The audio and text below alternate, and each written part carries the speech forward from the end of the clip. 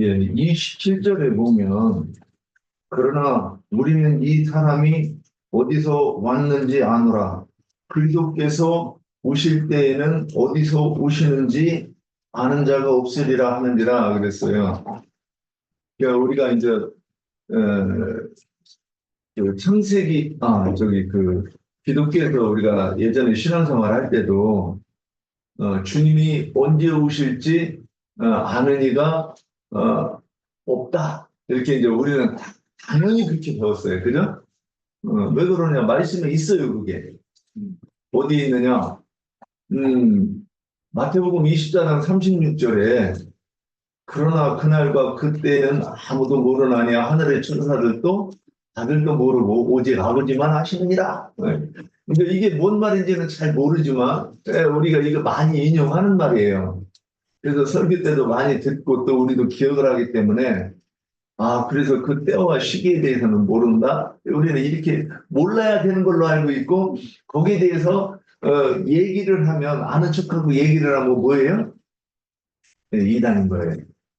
근데 성경은 또 기록되었으되 이렇게 하고서는 다른 성경되는 말씀이 반드시 있어요. 거기에. 그래서 왜 그러느냐?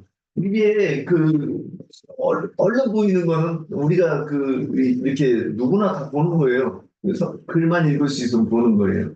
그런데 또 기록된 말씀은 두 가지를 맞춰보고, 이게 하나님 뭘 말씀하려고 하시는구나 생각할 수 있는 이치와 어떤 상식을 우리에게 주었는데, 세뇌를 당하면 이것이 딱 닫혀버리는 거예요. 또 기록된 말씀은 누가 뭐라고 해도 우리 목사님이 얘기하면 모르지만 다른 교회 목사나 또는 어떤 사람이 와서 얘기하면 얘기해도 그게 안 들린다 이런 얘기를 하는 거예요. 그런데 이때가 어느 때에 대해서 얘기했느냐? 37절 노아의 때와 같이 인자 임함도 그러하리라. 홍수전에 노아가 방주에 들어가던 날까지 사람들이 먹고 마시고 장가들고 시집가고 있으면서 홍수가 나서 그들을 다 멸하기까지 깨닫지 못하였으니 인자의 임함도 이와 같으니라. 이렇게 얘기했는데, 자, 내가 또 기록된 말씀 하나 해볼게요. 요한복음 6장 40절.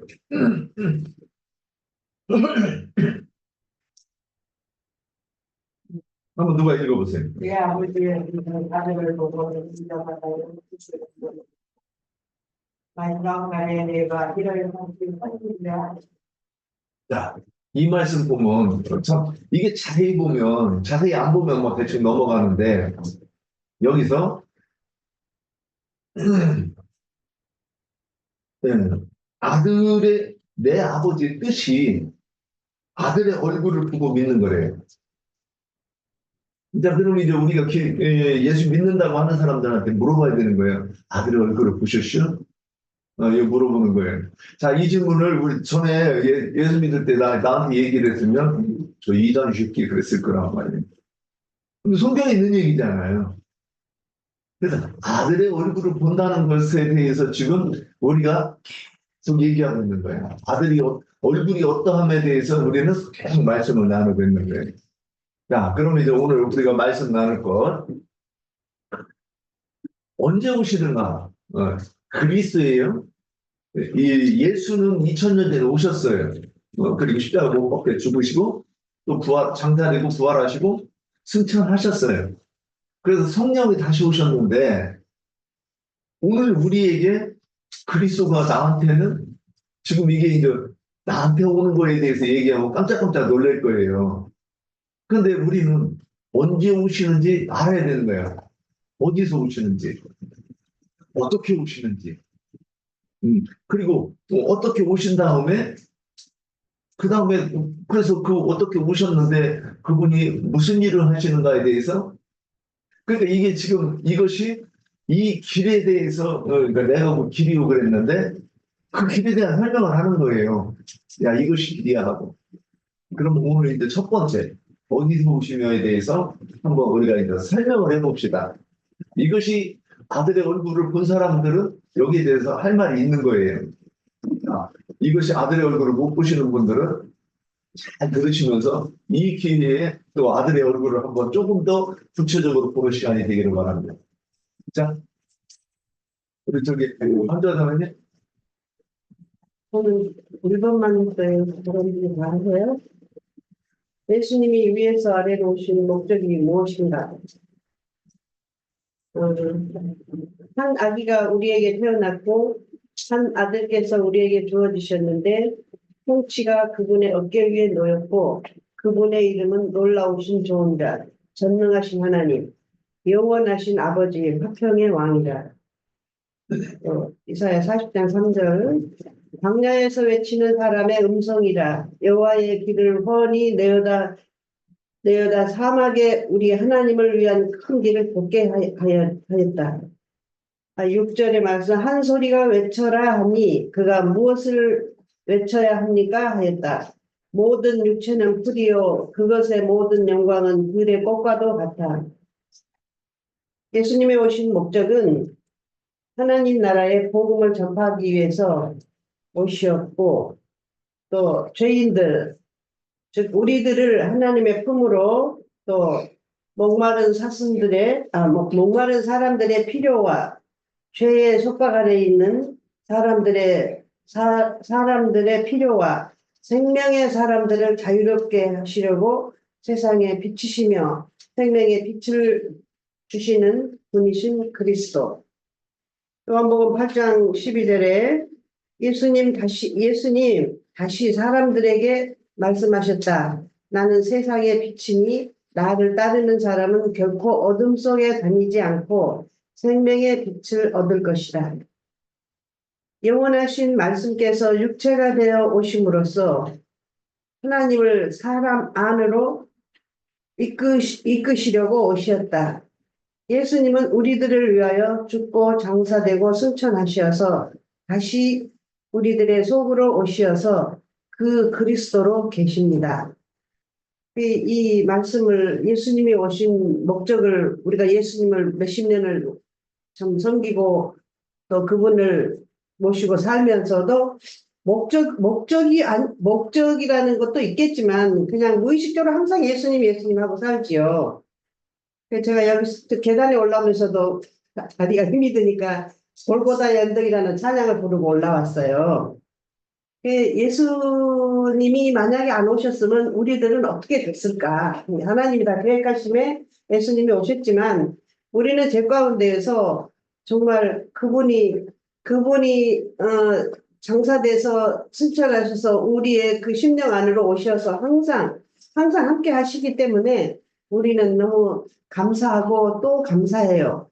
그런데 우리 육신의 부모님은 생각한다고 해도 떨어져 있기 때문에, 영이 아니시고 떨어져 있기 때문에 그 육신의 부모는 걱정만 하고 근심만 하고 기도만 했을 뿐 아무것도 해줄 수가 없어요. 내가 아무것도 해줄 수가 없다 그러시지만 우리 하나님의 아들 예수 그리스도는 우리 마음 가운데에서 우리가 답답하고 참 너무 어둠에 쌓여 있을 때는 그분께서 그 말씀을 주셔요. 어떠한 말씀이시든지 우리가 그 아멘하고 이제 받아들이는데, 나는 평소에 그 성경 말씀에서 진리가 너희를 자유케 하리라 그랬잖아요. 이 말씀을 가까이 하면은 얼마나 자유로운지 몰라요. 답답하고 혼박한 이 세상에서 예수님 한 분을 우리 안에서 모시면은 주위에 어떠한 환경이 참 복잡하고 힘들지라도 예수님 한 분만 내 안에 계심으로 인해서 평안해요. 마음이 평안해요. 알 수도 없는 그 평안이 와요. 그래서 평안을 내가 그 찬양을 많이 불러요. 평안을 너에게 주노라 세상이 할 수 없는 세상이 줄 수도 없는 평안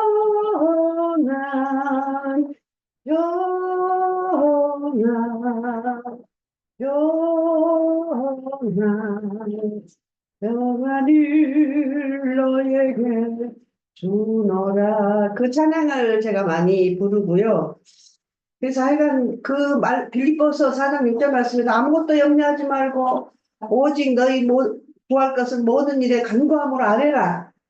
그 말씀도 항상 이렇게 생활 속에서 그 말씀을 가지고 살아요. 그래서 너무너무 예수님하고 함께 산다는 것이 너무 감사하고, 믿지 않는 사람들 참 불쌍해 보이고, 그래요. 그런데 지금 이 신약 성경 회복력을 잠깐 보니까 히브리서 1장에 마지막으로 그분은 하나님의 영광의 광채이시고 하나님의 실질의 표현이십니다. 그분은 능력의 말씀으로 만물을 붙들어 주시고 보존해 주시며 죄들을 정결하게 하시고 높은 곳에 계신 위엄 있으신 분의 오른편에 앉으셨습니다. 네, 예수 그리스도. 우리 구주 예수 그리스도. 오늘도 그분을 위해서 우리가 모두 모였습니다. 여기까지입니다. 자, 다음 이어가시죠. 제가 이렇게 어디서 오시는가를 이번 이제 작은 질문에 첫 번째가 어디서 오시는가였는데, 그렇게 붙잡고 하셨나요? 그거 가지고 준비하셨나요? 이제? 아니 어떻게 네, 어떻게, 오시며 어, 어떻게 데려가시며 어디로 데려가시는가? 어디서는 안 하셨나요? 네.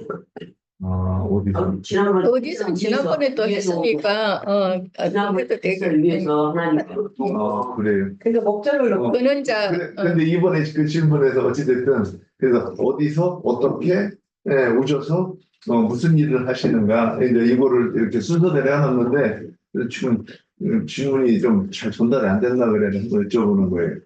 그럼 어디서는 안 하셨네?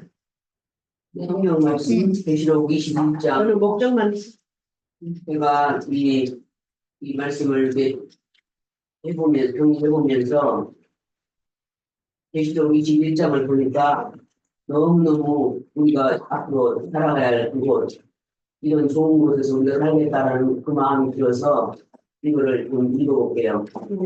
21장 1절부터 8절까지 또 내가 새 하늘과 새 땅을 보니 처음 하늘과 처음 땅이 없어졌고 바다도 다시 있지 않더라. 또 내가 보매 거룩한 성새 예루살렘이 하나님께로부터 하늘에서 내려오니 그 준비한 것이 신부가 남편을 위하여 단장한 것 같더라. 내가 들으니 보좌에서 큰 음성이 나서 이르되 보라 하나님의 장막이 사람들과 함께 있으며 하나님이 그들과 함께 계시니 그들은 하나님의 백성이 되고 하나님은 친히 그들과 함께 계셔서 모든 눈물을 그 눈에서 닦아주시니 다시는 사망이 없고 애통하는 것이나 독하는 것이나 아픈 것이 다시 있지 아니하리니 처음 것들이 다 지나갔음이로라. 보좌에 앉으신 이가 이르시되 보라 내가 만물을 새롭게 하노라 하시고 또 이르시되 내 말은 신실하고 참되니 기록하라 하시고 또 내게 말씀하시되 이루었도다. 나는 알파와 오메가요 처음과 마지막이라. 내가 생물을 목마른 자에게 값없이 주리니 이기는 자는 이것들을 상속으로 받으리라. 나는 그의 하나님이 되고 그는 내 아들이 되리라. 그러나 두려워하는 자들과 믿지 아니하는 자들과 흉악한 자들과 살인자들과 유명하는 자들과 점술가들과 우상 숭배자들과 거짓 말하는 모든 자들은 불과 유황으로 타는 못에 던져지리니 이것이 둘째 사망이라. 이 말씀에 진짜 너무너무 감격스럽고 또 계시록 22장 12절을 보겠습니다.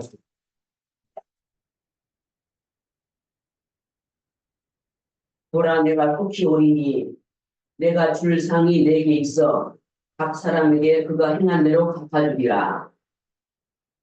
그리고 또 16절 17절 볼게요.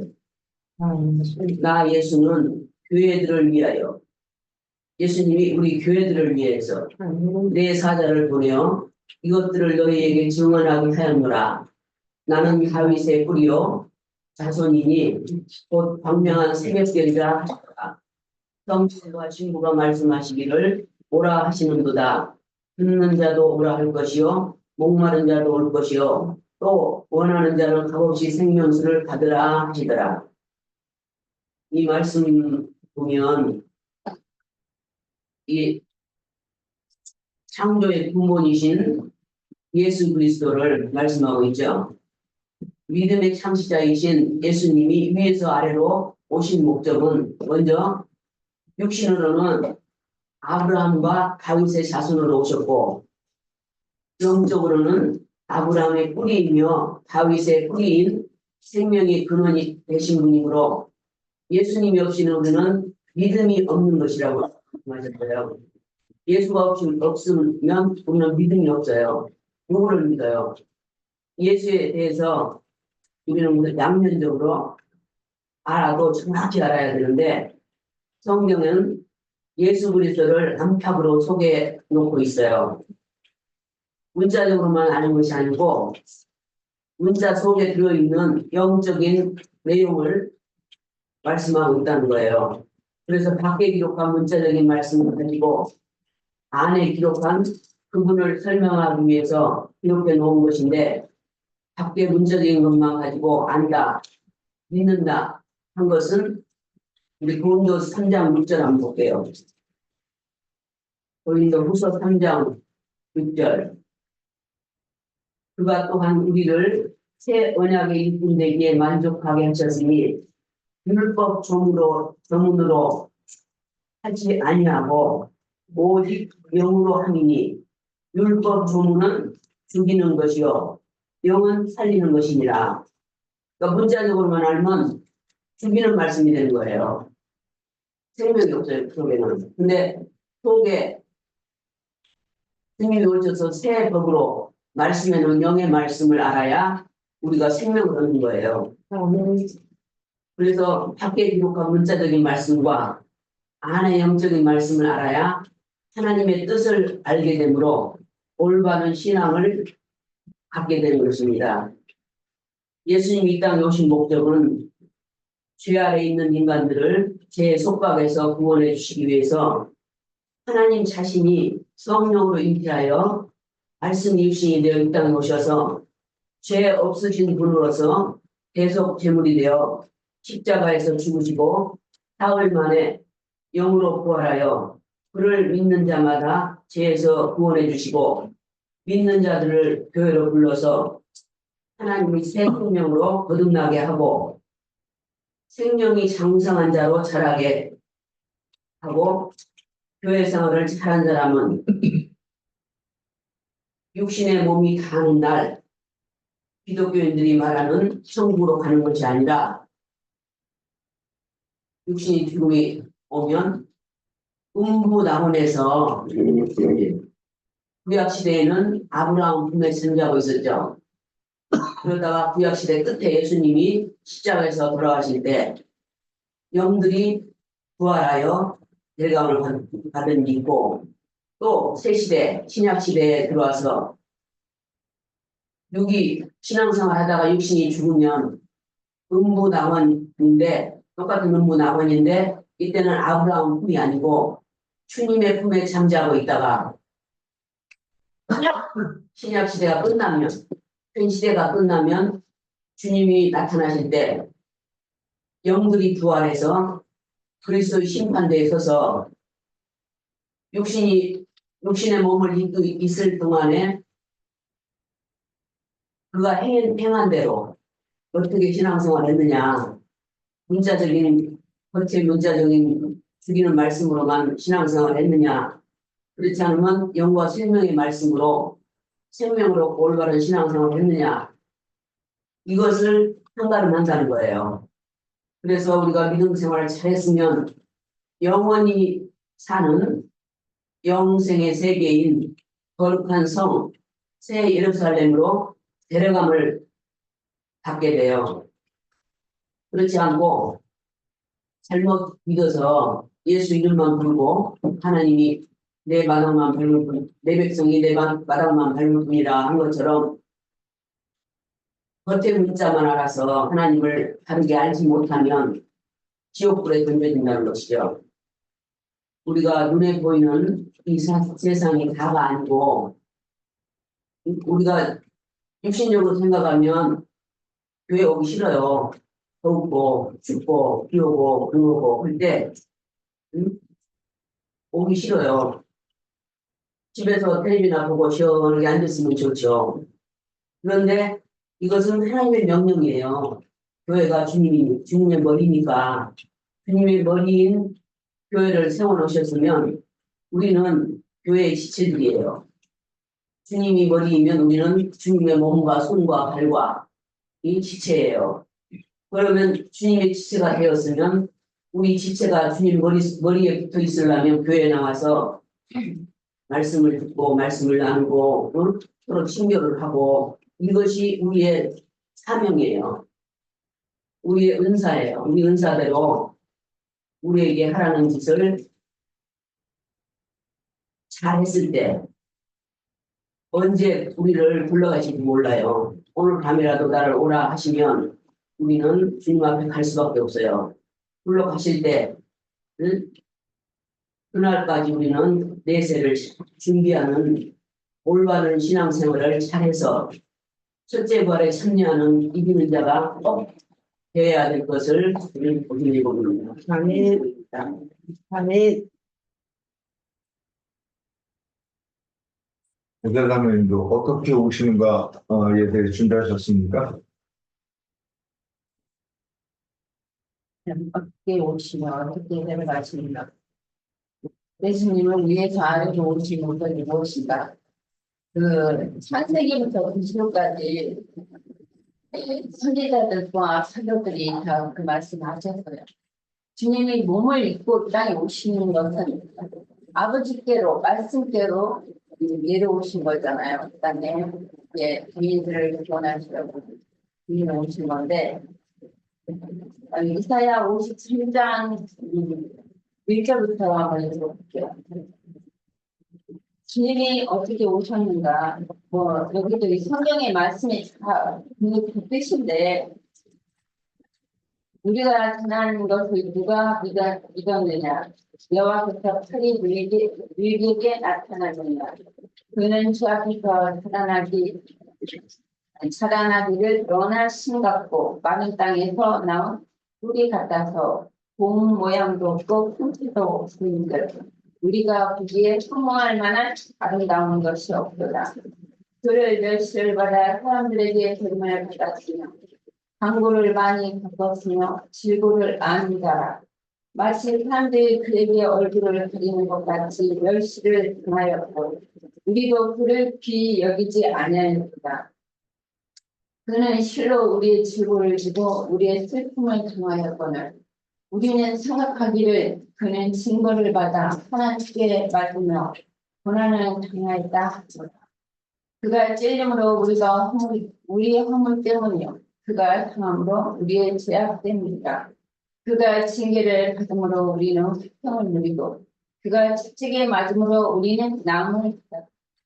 우리는 다 양과 같아서 그를 향하여 각기 제 길로 갔거늘 여호와께서는 우리 모두의 죄악을 그에게 감당시켰도다.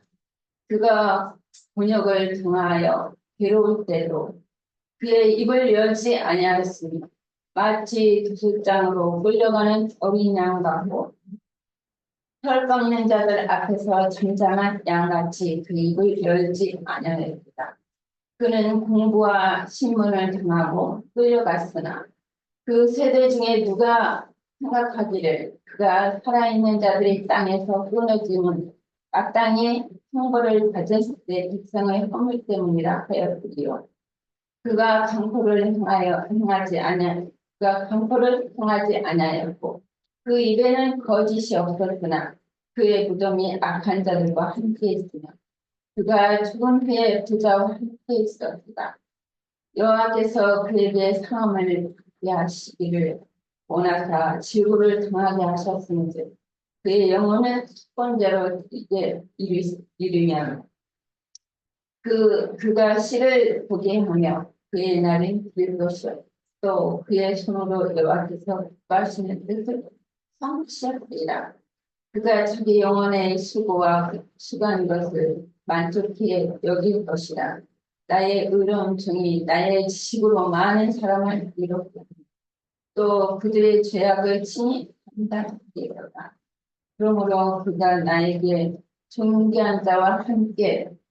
몫을 갖게 하시며 강한 자와 함께 탈취한 것을 나누게 하는 그가 자기 영혼을 버려 사망에 이르게 하며 범죄한 자중 헤아림을 받았습니다. 그러나 그가 많은 사람의 죄를 담당하며 범죄한 자들을 위하여 기도하였다. 이게 주님의 어떻게 아버지의 말씀과 아버지 신앙 말씀께로 함께 있다가 이제 아래로 내려오셨다는 것입니다. 우리를 여기서 말씀하신 것처럼 구원하기 위해서 그 마리아를 통해서 마리아 몸을 통해서 이 땅에 오신 거잖아요. 근데 이런 많은 고난을 겪었기 때문에 이제 율법 아래 있고 제 아래 있는 자들을 능히 구속할 수가 있는 것이죠. 그리고 요한복음 6장에 한번 볼게요.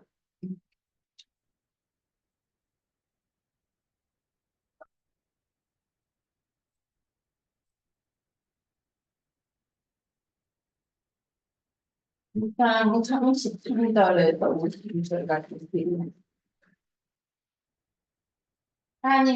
하나님은 떡은 하늘에서 내려 세상에 생명을 주는 것이다. 그들이 이르되 주여 이 떡을 항상 우리에게 주소서. 예수께서 이르시되 나는 생명의 떡이니 나에게 오는 자는 결코 죽이지 아니할 거예요. 나를 믿는 자는 영원히 목마르지 아니하리라. 그러나 내가 너에게 이르기를 너희는 나를 보고도 믿지 아니하는도다 하옵니다. 아버지께서 내게 주시는 자는 다 내게로 올 것이요 내게 오는 자는 내가 결코 빼앗지 아니하리라. 아멘. 내가 하늘에서 내려오는 것은 내 뜻을 행하려 함이 아니요 나를 보내신 이의 뜻을 행하려 함이라. 나를 보내신 뜻은 내게 주신 자 중에 하나도 잊어버리지 아니하고 마지막 날에 다시 살리는 것입니다. 내 아버지의 뜻은 아들을 보고 믿는 자마다 영생을 얻는 이것이니 마지막 날에 내가 이를 다시 살리리라 하시니라. 그가 하늘에서 내려온 떡이라 하심으로 유대인들이 예수를 대하여 수군거려 이르되 이는 요셉의 아들 예수가 아니냐. 그 부모를 우리가 아는데 그가 지금 어찌하여 하늘에서 내려왔다 하느냐. 예수께서 대답하여 이르시되 너희는 서로 수군거리지 말라. 나를 보내신 아버지께서 이끌지 아니하시면 아무도 내게 올 수 없으니 이는 그를 마지막 날에 내가 다시 살리리라. 여기까지 할게요. 너무 길은데 주님에서 아까 이사야에서 말씀하신 것처럼 이제 아기 예수로 마리아 몸을 통해서 이 땅에 오신 것은 이게 많은 흠모할 것이 없고 정말 마른 가지에서 나는 것처럼 이제 그런 질고를 이제 우리의 모든 질고를 겪으시고 당하시고 이제 이 요한복음 6장에서 이제 생명으로 떡으로 이제 오셨잖아요. 누가복음 한번 볼게요. 누가복음 18장 18장? 네.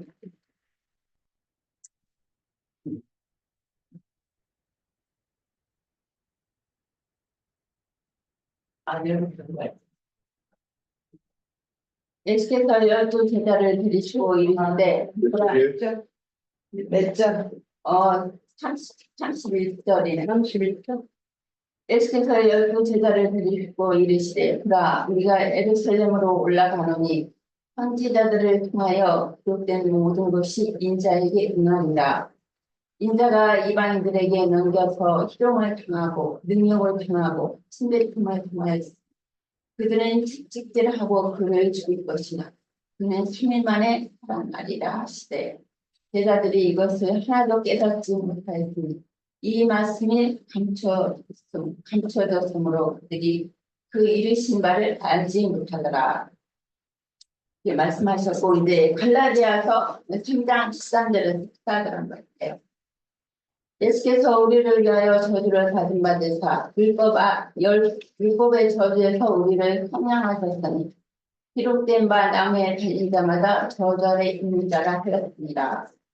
이는 그리스도 예수 안에서 아브라함의 복이 이방인에게 미치게 하고 또 우리로 하여금 믿음 안에서 믿음으로 말미암아 성령의 약속을 갖게 하심이라 그렇게 말씀하셨어요.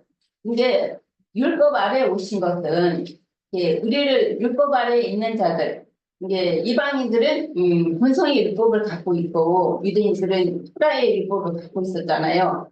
이게 율법 아래 있는 자들을 속량하시기 위해서 내려오셨다. 그렇게 여기는 갈라디아서 3장에는 그렇게 말씀하셨고 4장 1절에서 보면 내가 또 말하노니 유업을 이을 자가 모든 것을 주인이나 어렸을 동안에는 종과 다름이 없어서 아버지가 정한 때까지 후계님과 청지기 아래 있었나니 이와 같이 우리도 어렸을 때는 이 세상 초등학문의 아래에서 종으로 하였더니 때가 참에 하나님이 그 아들을 보내사 여자에게서 나게 하시고 율법 아래 나게 하신 것은 율법 아래 있는 자들을 속량하시고 우리로 아들의 명분을 얻게 하려 하십니다. 너희가 아들이므로 하나님의 그 아들의 영을 우리 마음 가운데 보내사 아빠 아버지라 부르게 하셨느니라. 그러므로 우리가 이후로는 종이 아니요 아들이니 아들이면 하나님으로 말미암아 유업을 입을 자니라. 그렇게 여기서는 갈라디아서 4장에서는 정확하게 말씀하셨는데 여기서는 우리가 어렸을 때는 후계님과 수동만 청지기 아래 종류를 했었잖아요. 율법 안에서는. 근데 우리가 기독교 생활할 때는 여전히 우리는 그때는 율법 아래 있었고 율법 교회 생활을 하고 있었잖아요.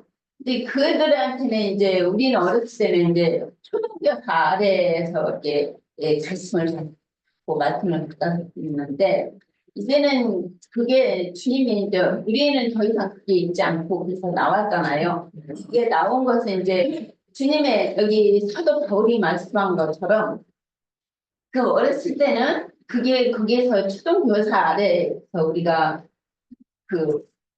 있을 때 우리를 속량하시려고 그 율법 안에서 우리를 속량하시려고 주님이 그 영을 우리 마음 가운데 보내사 아버지라 부르게 하셨다. 이게 이후로는 우리가 종이 아니요 아들이면 하나님의 유업을 받을 자니라 그렇게 말씀하셨어요. 그래서도 에베소서 한번 볼게요.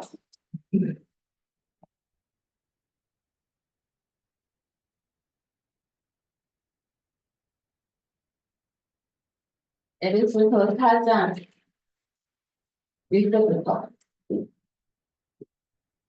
그러므로 주 안에 갇힌 내가 너희를 권하노니 너희가 부르심을 받은 일에 합당하게 행하여 모든 겸손과 온유를 하고 오래 참음으로 사랑 가운데 서로 용납하고 평안에 매는 줄로 성령이 하나 되게 하신 것을 힘써 찾자. 몸이 하나요 또 성령도 한 분이요 이와 같이 너희가 부르심을 한 소망 안에서 부르심을 받았느니라. 주도 하나요 믿음도 하나요 세례도 하나요 하나님도 한 분이시니 곧 만유의 아버지라. 만유에 계시고 만유를 통일하시고 만유 가운데 계시도다. 우리 각 사람에게 그리스도의 선물의 분량을 은혜대로 주셨나니 그러므로 이르기를 그가 위로 올라갔을 때 사로잡힌 자를 사로잡고 사람들에게 선물을 주셨다 하였도다. 올라가셨다 하셨은즉 땅 아래 낮은 곳으로 내리셨던 것이 아니면 무엇이냐. 내리셨던 그가 곧 모든 하늘에 오르신 자니 이는 만물을 충만케 하려 하십니다.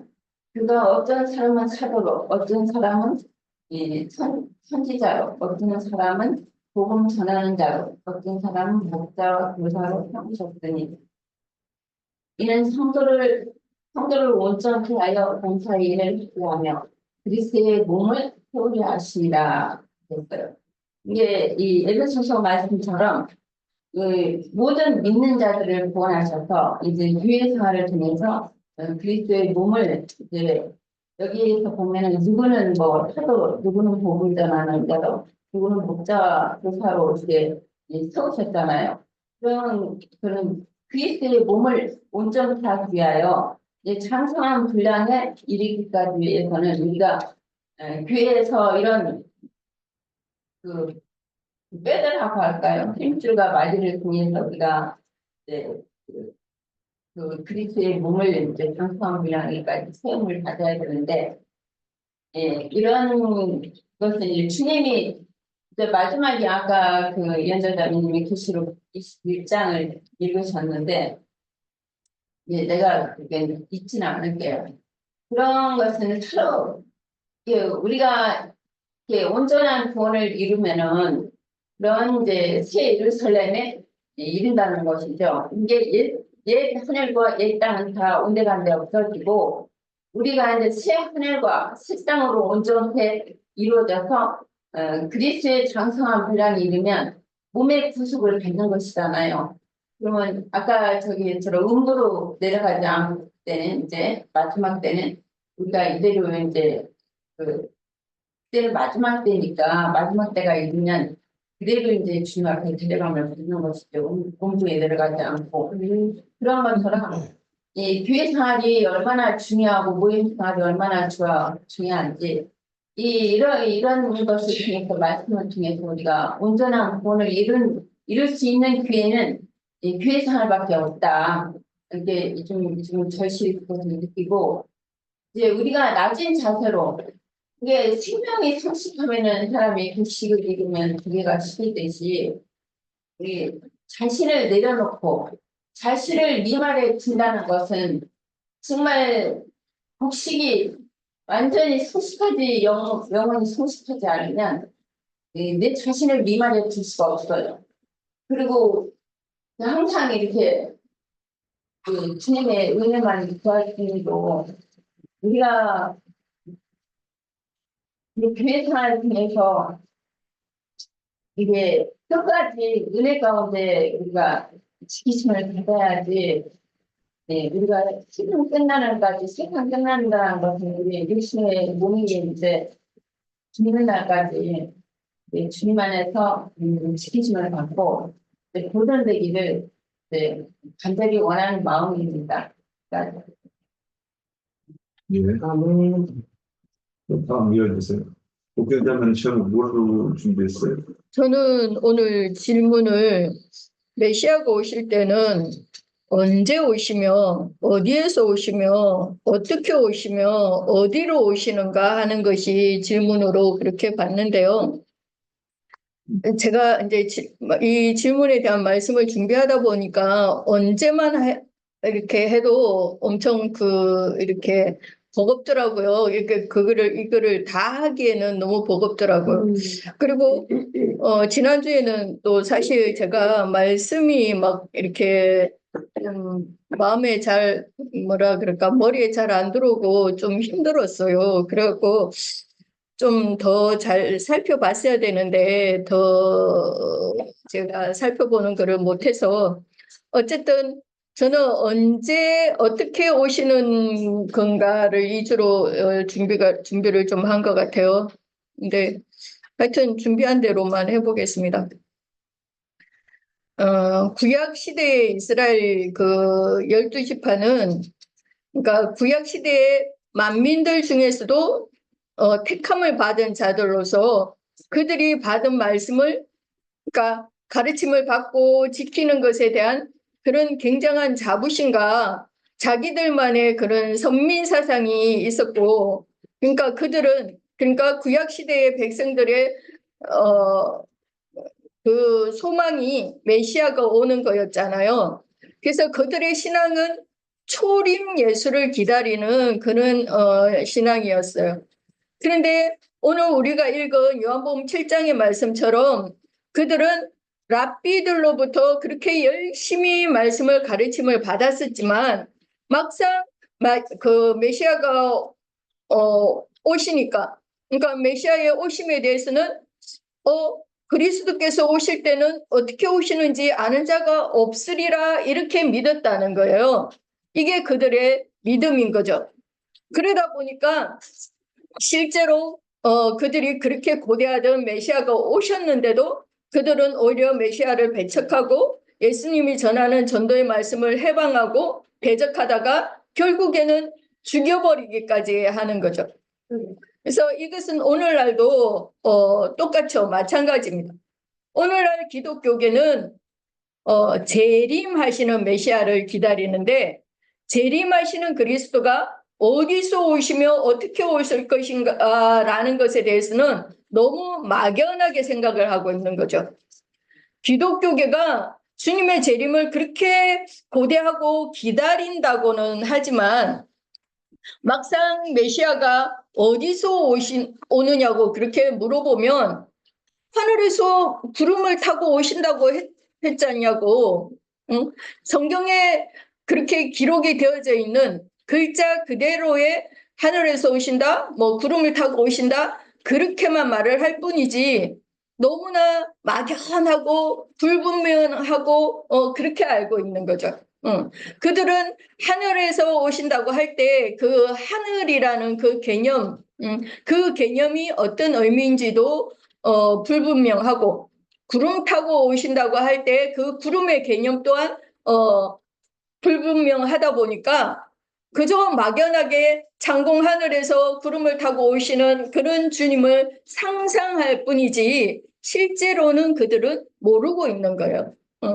그러나 그리스도께서 오실 때, 그러니까 메시아께서 오실 때는 언제 어디서 어떻게 오시는지 이 문제는 굉장히 사실 큰 관심사이잖아요. 그죠? 그래서 이 문제로 인해 갖고 막 많은 이단자들도 생겨나고 또 뭐 뉴스에 막 그게 뭐 이렇게 보도되고 막 그런 사건들도 있었잖아요.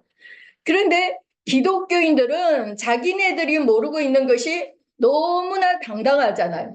우리도 그랬잖아요. 이전에 우리 맞아요. 모습이 맞아요. 너무 당당하죠. 왜냐하면 마태복음 24장 36절에 그날과 그때는 아무도 모르나니 하늘의 천사들도 아들도 모르고 오직 아버지만 아신다고 했으니까.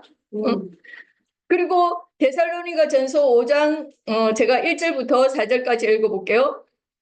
형제들아 때와 시기에 관하여는 너희에게 쓸 것이 없으면 주의 날이 밤에 도둑같이 이를 줄을 너희 자신이 자세히 알기 때문이라. 그들이 평안하다 안전하다 할 그때에 임신한 여자에게 해산의 고통이 이른과 같이 멸망이 갑자기 그들에게 이르리니 결코 피하지 못하리라. 형제들아 너희는 어둠에 있지 아니하며 그날이 도둑같이 너희에게 임하지 못하리니. 이렇게 말씀을 하고 있는데 이 2절에 보면 주의 날이 도둑같이 임한다고 이렇게 돼가 있으니까 도둑같이 임한다는 거는 뭐예요? 모르게 닥친다는 거잖아요. 그래서 기독교계가 마태복음 24장이나 이 데살로니가 전서 5장의 이 말씀처럼 이런 말씀들을 내세우면서 주님의 재림의 날은 아들도 모르고 하늘의 천사들도 모르고 아무도 모르게 도둑같이 임하는 거라고 그렇게 당당하게 말을 하고 오히려 그걸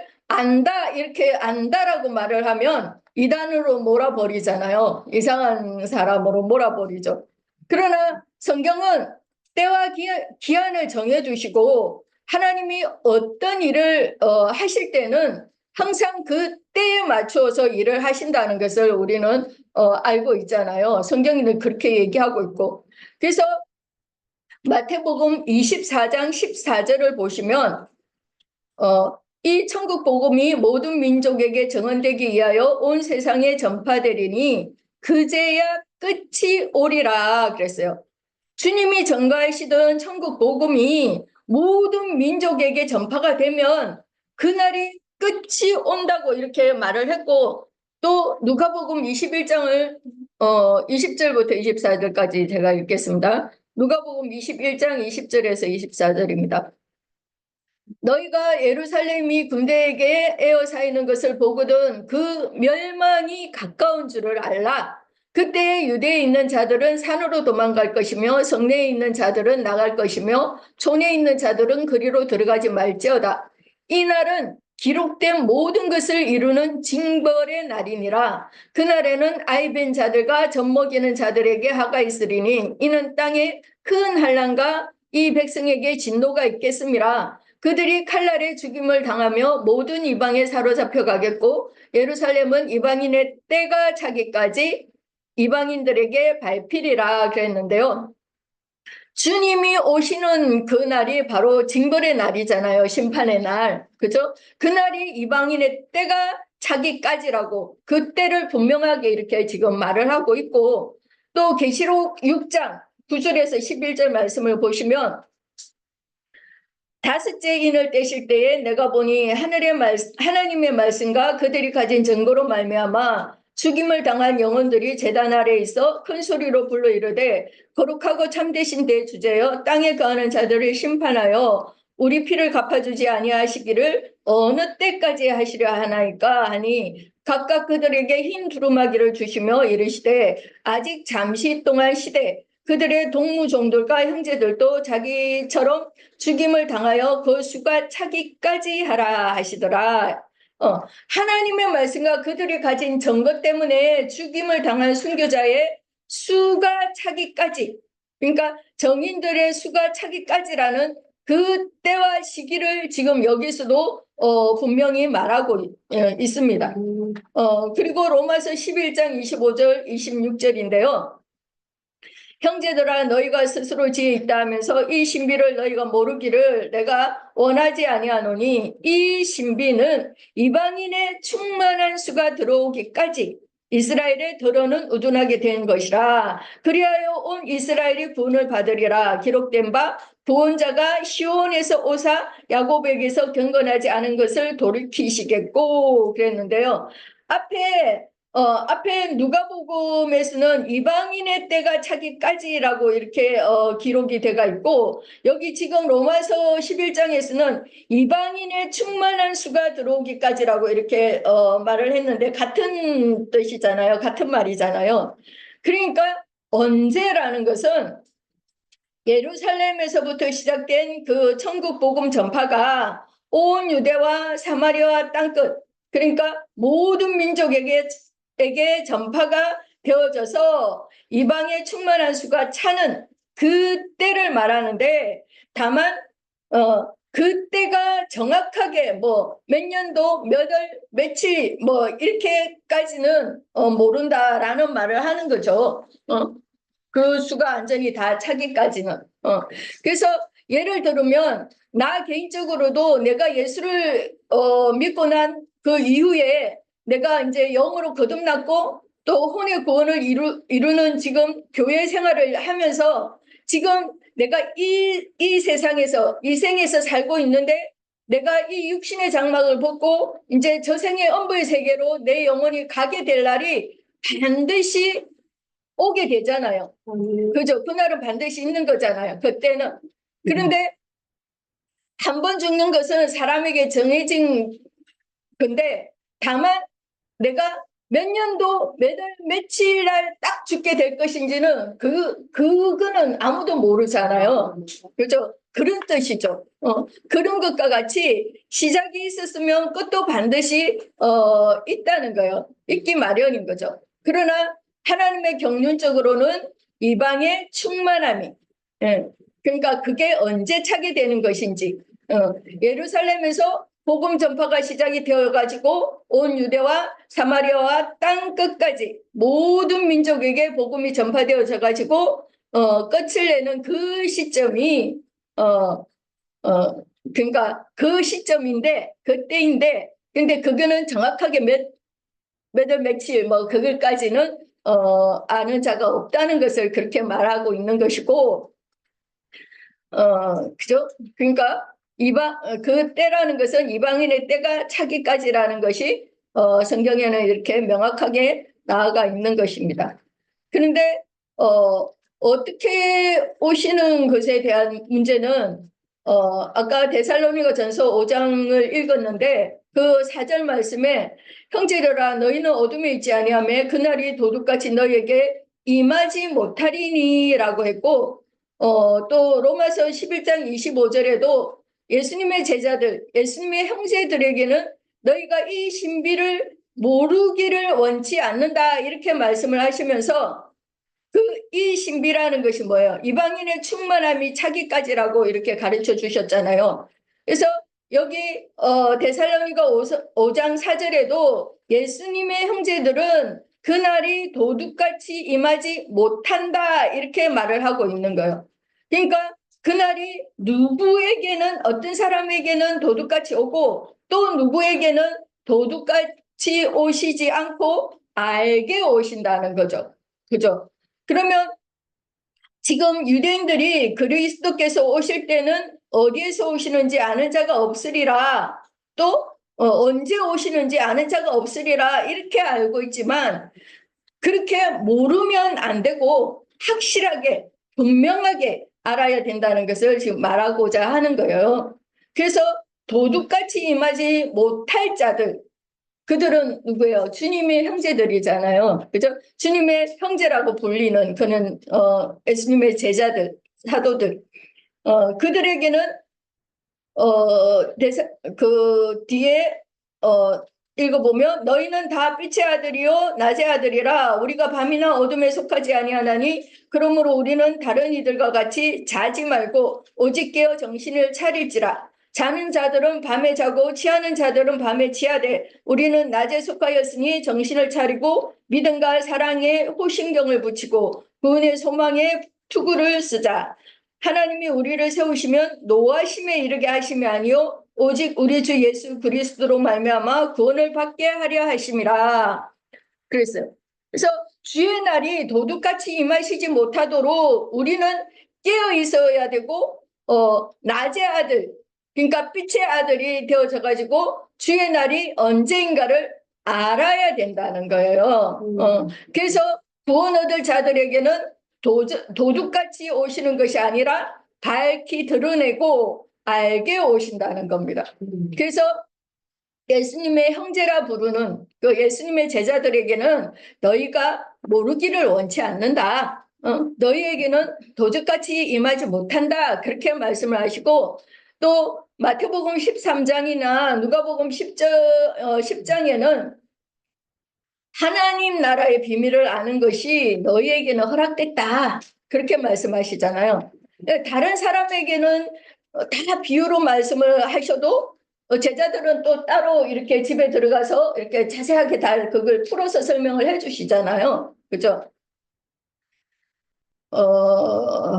그래서 도둑같이 임하지 못할 자들은 다 주님의 형제들이고 그들에게는 밝히 드러내고 알게 오신다는 거예요. 그래서 그들에게는 그날이 구원을 받는 날이 되고 주의 날이 도둑같이 이르리라 하는 그런 자들에게는 보아도 보지 못하고 들어도 깨닫지 못하게 해가지고 그날이 하나님의 노하심이 임하는 날이 된다는 거예요.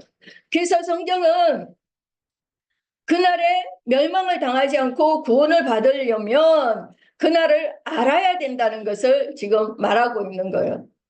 그리고 베드로 후서 3장 10절에는 그러나 주의 날이 도둑같이 오리니 그날에는 하늘이 큰 소리로 떠나가고 물질이 뜨거운 불에 풀어지고 땅과 그 중에 있는 모든 일이 드러나리로다 그랬어요. 땅과 그 중에 있는 모든 일들이 다 드러나리로다. 그러니까 불법을 행하는 자들과 모든 넘어지게 하는 자들, 때와 시기를 모르는 거다. 때와 시기는 주님이 오시는 거는 메시아가 오는 거는 모르는 거다. 이렇게 가르치는 그런 자들에게 그런 자들의 행위가 어떤 건지 다 드러나는 날, 그러니까 탄로가 나는 날, 그런 날이 온다는 거예요. 그 날이 바로 주의 날인 거죠. 심판의 날, 메시아가 오시는 날. 그런데 실제로 어떻게 오시는 것은 또 계시록을 보면 계시록 21장 2절에 보면 또 내가 보매 거룩한 성 새 예루살렘이 하나님께로부터 하늘에서 내려오니 그 준비한 것이 신부가 남편을 위하여 단정한 것 같으라 그랬어요. 실제 예수님이 재림하시는 그날은 하나님의 말씀과 그의 증거로 인해 가지고 목배임을 받은 그런 정인들 치천사가 된 그 어인의 영들인 거룩한 성 새 예루살렘이 내려오는 그런 걸로 계시록에서는 지금 말씀을 하고 있고 데살로니가 전서 3장 13절에는 너희 마음을 굳건하게 하시고 우리 주 예수께서 그의 모든 성도와 함께 강림하실 때에 하나님 우리 아버지 앞에서 거룩함에 흠이 없게 하시기를 원하노라 그랬는데요. 이 거룩한 성 새 예루살렘이 내려오는 것이라고 계시록에서는 그렇게 말을 했는데 데살로니가 전서 3장에서는 더 덧붙여서 설명하는 게 뭐예요? 그의 모든 성도들, 그죠? 곧 온전케 된 의인의 영들이 되어진 그는 성도들과 함께 오는 거다 이렇게 말하고 있는 거예요. 그래서 이제 말씀을 마칠게요. 여기 하나만 읽고 마태복음 24장 30절 31절인데요. 그때의 인자의 징조가 하늘에서 보이겠고 그때 땅의 모든 족속들이 통곡하며 그들이 인자가 구름을 타고 능력과 큰 영광으로 오는 것을 보리라. 그가 큰 나팔 소리와 함께 천사들을 보내리니 그들이 그의 택하신 자들을 하늘 이 끝에서 저 끝까지 사방에서 모으리라 그랬는데요. 나팔을 부는 천사들을 보내가지고 택하신 자기 백성들을 사방에서 모으는데 거룩한 성 새 예루살렘으로 천국 곳간으로 그렇게 다 불러 모은다고 그렇게 말을 하시고 있는 거예요. 그래서 오늘 여기 더 말씀이 뭐 오늘 질문에 대한 거를 다 말하려면 너무 많던데 그러니까 여기까지만 하겠습니다. 네.